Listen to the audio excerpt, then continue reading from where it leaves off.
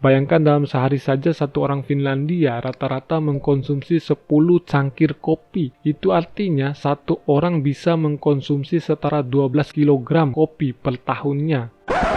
Halo Sobat Ketik Kata, terima kasih sudah sempatin mampir di channel ini lagi. Gimana kabar kalian semua? Semoga selalu sehat dan baik-baik saja. Topik hari ini pasti sangat menarik untuk sobat sekalian penikmat dan pencinta kopi. Karena apa? Kali ini saya akan bahas untuk kalian fakta menarik dari sebuah negara yang dinobatkan sebagai negara paling bahagia di dunia. Gimana ya bahagianya jadi negara paling bahagia di dunia? Saya aja yang membaca kisahnya sudah bahagia, apalagi mereka yang punya negara.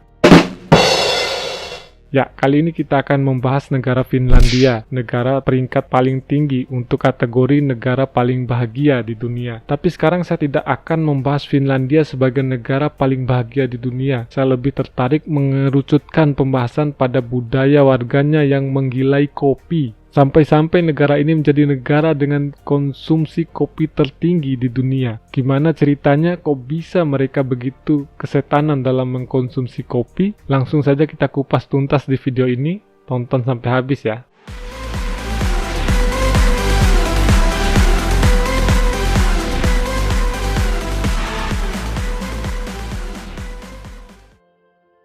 Apa yang sobat bayangkan jika mendengar nama Finlandia? Apakah sobat langsung terbayang handphone Nokia, atau bayangin games Angry Bird, atau mungkin kalian membayangkan juara balapan F1 dulu yaitu Mika Häkkinen dan Kimi Räikkönen. Harus diakui banyak sekali potensi dan prestasi yang ditorehkan oleh negara Eropa Utara yang satu ini. Dengan penduduk hanya di kisaran 5 jutaan jiwa, membuat negara ini memiliki tingkat kepadatan penduduk yang rendah. Model pemerintahan di negara sana berbentuk negara kesejahteraan bergaya Nordik, sehingga melambungkan namanya menjadi salah satu negara dengan pendapatan per kapita tertinggi di dunia. Produksi per kapita Finlandia itu kira-kira setara dengan Inggris, Prancis, Jerman, dan Italia. Finlandia pun merajai dalam hal pendidikan menurut survei UNICEF. Dari sisi budaya ada satu fakta mencengangkan seperti yang saya katakan dari negara Finlandia ini, di mana mereka sangat menggilai kopi. Bayangkan dalam sehari saja satu orang Finlandia rata-rata mengkonsumsi 10 cangkir kopi. Itu artinya satu orang bisa mengkonsumsi setara 12 kg kopi per tahunnya. Jadi mereka ini bukan penghasil kopi yang berkualitas sih negaranya, tapi dari akar budayanya mereka itu sudah melibatkan kopi sejak tahun 1700-an. Jadilah kemudian Finlandia ini menjadi sasaran empuk bagi produsen-produsen kopi terbaik dunia, termasuk di Indonesia. Pada saat bertamu di sana, kita wajib disuguhkan kopi oleh pemilik rumah, dan tentu saja yang disuguhkan kopi harus meminumnya sampai habis sebelum pamit pulang.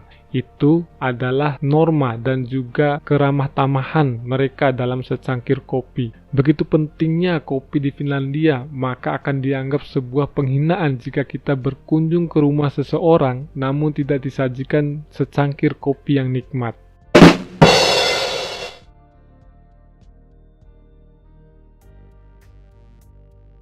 Sekarang kita bahas awal mula bagaimana kopi itu berkembang di Finlandia. Finlandia merupakan negara paling utara di dunia dan juga merupakan satu dari yang paling dingin di dunia. Iklim yang dingin tentunya menjadi halangan untuk menumbuhkan pohon kopi. Jadi sangat aneh sekarang kita mengetahui kopi bisa begitu digilai di negara ini. Kopi datang ke Finlandia di sekitar awal 1700-an dan langsung dicintai oleh banyak orang di sana. Mereka bahkan menyebutkan kopi sebagai obat dan bahkan mengklaim bisa menyembuhkan sakit kepala dan depresi. Tidak hanya itu, bahkan kopi dikatakan bisa menyembuhkan penyakit hati, yang oleh karena itu kopi pada awalnya itu hanya dijual di apotik-apotik saja. Meski begitu, tidak semua orang bisa langsung menyukai kopi karena banyak juga yang memandangnya dengan penuh kecurigaan. Pada awalnya meminum kopi merupakan bagian dari pencitraan sosial dan penunjuk status saja. Para peminum kopi pertama di Finlandia awalnya hanya para orang kaya dan sosialitas saja. Mereka meminum kopi untuk mengikuti tren yang sedang berkembang di Eropa saat itu. Namun saat memasuki abad ke-18, harga kopi merosot jatuh sehingga kopi lebih mudah untuk didapatkan oleh siapa saja dan dari kalangan mana saja. Akhirnya kopi bisa disajikan 3 kali sehari setelah awalnya hanya bisa dikonsumsi selama liburan saja. Orang Finlandia mencintai kopi dan selalu ingin lebih. Sayangnya, karena pajak yang tinggi dan pembatasan selama Perang Dunia Kedua, pergerakan kopi lintas Eropa pun menjadi terbatas. Tapi semenjak tahun 1970-an, semua pembatasan tadi terbuka kembali, sehingga orang Finlandia akhirnya menjadi konsumen kopi terbesar dunia. Saking pentingnya kopi dalam denyut nadi hidup mereka ya, bahkan sampai ada kewajiban untuk menyediakan coffee break bagi setiap perusahaan untuk karyawan-karyawan mereka. Tidak ada negara lain yang memiliki kebijakan kayak gini. Kopi dianggap memberi energi lebih dan meningkatkan mood. Jadi para majikan memprioritaskan kopi untuk karyawan dan memastikan ketersediaan waktu bagi mereka untuk meminum kopi. Namun karena pengaruh globalisasi, peminum kopi dari kalangan muda Finlandia masa kini mulai mencicipi berbagai kopi specialty aneka rasa. Kopi tidak lagi disajikan hanya di rumah atau kantor. Kafe pun menjadi tempat nongkrong yang populer bagi anak muda masa kini. Mereka meminum kopi dengan cara take away yang lagi tren di sana. Tentu saja ini semakin meningkatkan pengaruh kopi di masyarakat Finlandia era modern seperti saat ini.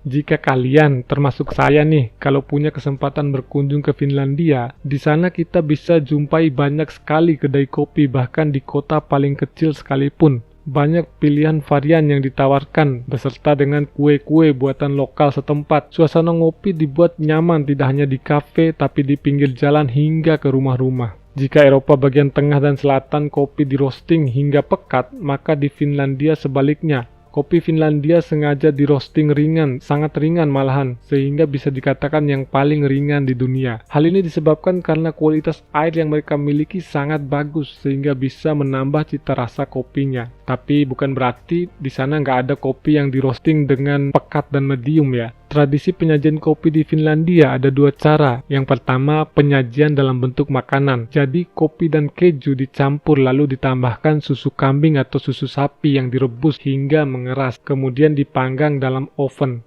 Yang kedua, penyajian dalam bentuk minuman. Potongan keju seukuran dadu dimasukkan ke dalam secangkir kopi hitam untuk langsung dinikmati. Jika ditarik sebuah benang merah, maka setidaknya ada 3 hal yang mendukung kenapa sih produk kopi bisa sangat digandrungi di Finlandia. Pertama, semua tentang budaya. Orang Finlandia selalu harus meminum kopi yang disajikan tuan rumah saat mereka berkunjung ke rumah teman, keluarga, atau kerabat. Menolak minum kopi karena alasan apapun akan dianggap tidak sopan. Jadi meskipun kamu sudah minum banyak kopi dari rumah, kamu harus menghabiskan kopi yang disajikan oleh pemilik rumah. Kedua, faktor iklim. Nah, faktor iklim dan cuaca ini sangat menentukan juga. Di Finlandia itu sepanjang tahun udara sangat dingin dan gelap. Untuk tetap menjaga agar badannya hangat, masyarakat membutuhkan minuman yang hangat juga tentunya. Tapi mereka tidak bisa mengkonsumsi alkohol setiap waktu. Jadilah kopi menjadi pilihan alternatif minuman untuk menghangatkan tubuh. Faktor ketiga adalah faktor kebijakan. Faktor kebijakan pemerintah juga memberikan andil perihal budaya minum kopi di Finlandia. Pegawai atau karyawan setiap hari dapat 2 kali jatah coffee break. Nah, bisa dibayangkan kan betapa kuatnya budaya ngopi di sana yang didukung penuh oleh pemerintah.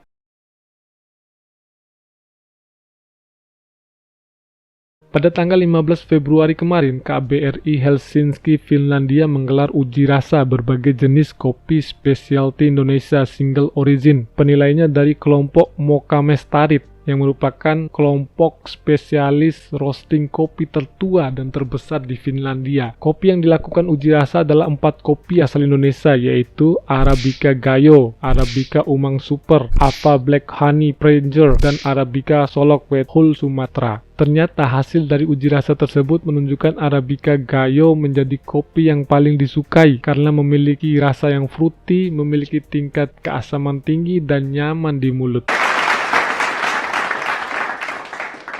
Melalui event ini, pemerintah kita di Indonesia semakin sadar akan peta potensi perdagangan kopi dunia. Indonesia menempati posisi keempat sebagai produsen kopi terbesar dunia, namun hanya menempati urutan ke-9 sebagai pengekspor kopi dunia. Ini kan sangat mengecewakan. Kita perlu optimasi sesegera mungkin dalam meningkatkan level ekspor kita. Bayangkan saja bahwa produknya sudah ada nih, pasarnya sudah tersedia pula, tapi malah kita belum bisa jual ke pasar itu dengan optimal. Terkini Kementerian Perdagangan kita melalui beberapa pertemuan berkomitmen untuk menindaklanjuti kekurangan tersebut agar nama Indonesia makin berkibar sebagai negara produsen kopi unggulan di negara-negara dunia, di antara konsumen terbesar dan potensial seperti Jerman dan Finlandia. Saya yakin Indonesia bisa dan pasti bisa.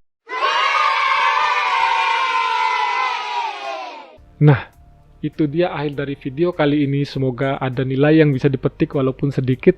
Jika kalian suka dengan video ini, bisa klik like dan kemudian share ke akun media sosial kalian masing-masing. Bantu channel ini untuk terus berkembang dengan menekan tombol subscribe dan aktifkan tombol loncengnya agar kalian dapat notifikasi ketika ada video baru dari channel kami. Terima kasih, sampai jumpa lagi.